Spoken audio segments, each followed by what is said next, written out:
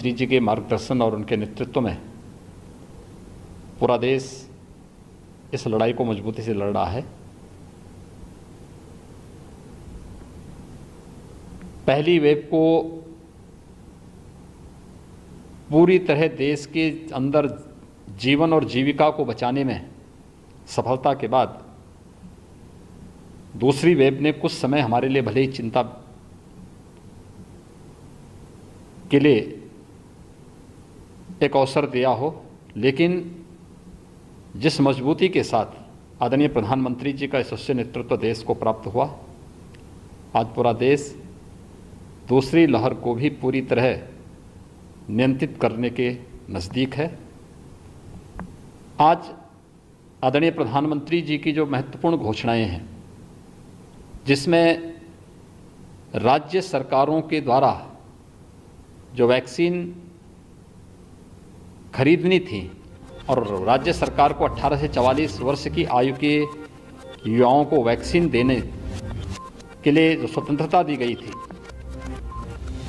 बहुत सारी राज्य सरकारें ऐसी थीं जो इस अर्थ को वहन करने में दिक्कत महसूस कर रही थी। दूसरा, वैक्सीन की उपलब्धता भी एक संकट था। हम सब आभारी हैं आदरणीय प्रधानमंत्री जी के कि उन्होंने आज राज्यों की इस समस्या का समाधान भी किया है और 18 से ऊपर के प्रत्येक नागरिक को मुफ्त में वैक्सीन की घोषणा करके 21 जून से इसे देश के अंदर लागू करने के लिए आज पूरे देश को प्रधानमंत्री जी ने आश्वस्त किया है। इसके साथ ही गरीब कल्याण पैकेज के अंतर्गत मई और जून का खाद्यान्न पूरे देश के अंदर प्रतिमाह 80 करोड़ लोग प्राप्त कर रहे हैं। हर गरीब के प्रति अपनी संवेदना को व्यक्त करते हुए संकट के समय किसी भी गरीब को भूखों न सोना पड़े और इस महामारी के खिलाफ देश की इस लड़ाई को हम मजबूती के साथ आगे बढ़ा सकें, इस दृष्टि से गरीब कल्याण पैकेज के अंतर्गत प्रतिमाह 80 करोड़ लोगों को देश के अंदर खाद्यान्न उपलब्ध कराने की घोषणा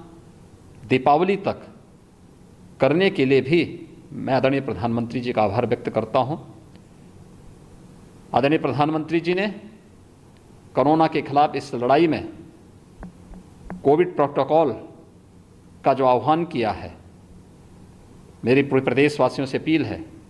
कि हम सब उस कोविड प्रोटोकॉल का पालन करें, जिसमें 2 गज की दूरी, मास्क है जरूरी का पालन अनिवार्य रूप से है ही, लेकिन हम कोविड टेस्ट से न भागें। दूसरा, वैक्सीन में नंबर आने पर, हमारी पारी आने पर हम वैक्सीन अवश्य लेंगे।